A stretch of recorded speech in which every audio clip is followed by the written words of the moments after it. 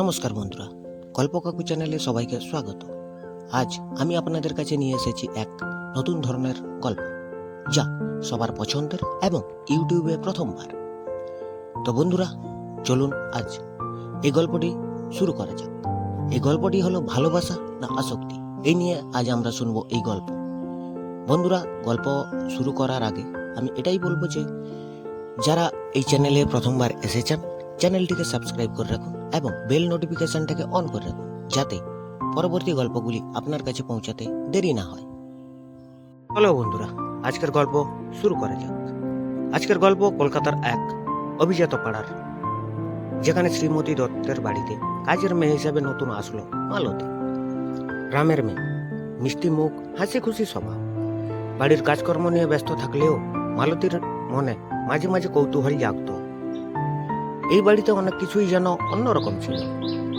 বিশেষ করে মালতীর মন পড়তো বাড়ির একমাত্র ছেলে অয়নের দিকে। অয়ন শহরের নামকরা কলেজে পড়াশোনা করত। তার চোখে ছিল এক অদ্ভুত রহস্যময় চাহনি। মালতী অনেকবার লক্ষ্য করেছিল যে সে ঘরে কাজ করত, তখনও অয়নের চোখ তার উপর স্থির হয়ে থাকত। প্রথমে সে ভেবেছিল হয়তো এটা কৌতূহল বশত ইচ্ছে, কিন্তু ধীরে ধীরে মালতীর মনে এটা একটা অদ্ভুত রহস্যের জন্ম হতে থাকলো। একদিন সকালে মালতী রান্নাঘরে কাজ করছিল, তখন অয়ন পিছন থেকে এসে হঠাৎ বলে উঠল, মালতী, তোমার কি মনে হয় আমি তোমার দিকে বেশি নজর দিচ্ছি? মালতী হকচকিয়ে গেল। সে দ্রুত মুখ নিচু করে বলল, না বাবু, আপনার এমন কিছু ভাবার কারণ নেই। কিন্তু অয়নের গলায় ছিল এক ধরনের মায়া, যেন সে মালতীর কাছে কিছু চায়, কিন্তু সরাসরি বলতে পারছে না।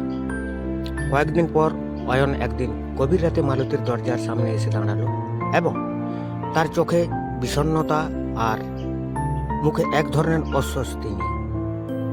মালতী, আমি তোমার সঙ্গে কথা বলতে চাই, অয়ন ফিসফিসিয়ে বলল। মালতী ভয়ে কাঁপতে কাঁপতে দরজা খুলল এবং বলল, বাবু, এই রাতে কেন? অয়ন ধীরে ধীরে তার দিকে এগিয়ে এসে বলল, তুমি হয়তো বুঝতে পারছো না, কিন্তু আমি তোমার প্রতি আকৃষ্ট হয়ে পড়েছি। আমি জানি এটা ঠিক নয়, তবু আমার মন বারবার তোমার দিকেই টানে। মালতী বুঝতে পারছিল না কি বলবে। সে দ্বিধায় ছিল, কারণ সে জানতো তার অবস্থান কি আর অয়নের অবস্থান কি। তাছাড়া বাড়ির অন্যান্য লোকজন যদি জানতে পারে তাহলে তার কি হবে? পরের কয়েকদিন মালতী নিজের মনকে স্থির করার চেষ্টা করছিল। অয়ন প্রতিদিন তার সঙ্গে কথা বলার চেষ্টা করত, কিন্তু মালতী এটাকে এড়িয়ে যেত। শ্রীমতী দত্ত হঠাৎ করেই মালতীকে ডেকে বলল, মালতী, আমার মনে হচ্ছে তুমি আর এই বাড়িতে থাকতে পারবে না। তোমার আচার ব্যবহার কিছুদিন ধরে আমার ভালো লাগছে না।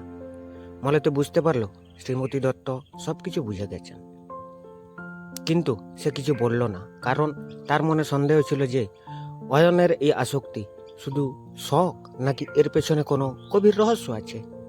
মালতী বাড়ি ছেড়ে চলে গেল, কিন্তু তার মনে প্রশ্ন রয়ে গেল, অয়নের এই আকর্ষণ কি সত্যিকারের ভালোবাসা নাকি শুধুই এক অদ্ভুত খেলা? বন্ধুরা, পুরো গল্পটি শোনার পরে তোমাদের কি মনে হলো? এটি ভালোবাসা নাকি আসক্তি, না এ এক অন্য ধরনের খেলা? অবশ্যই তোমাদের মতামত ছোট্ট কমেন্টের মধ্যে জানাতে ভুলো না। এবং আমি আসছি পরের কাহিনী নিয়ে তোমাদের সাথে আড্ডা দিতে। ধন্যবাদ।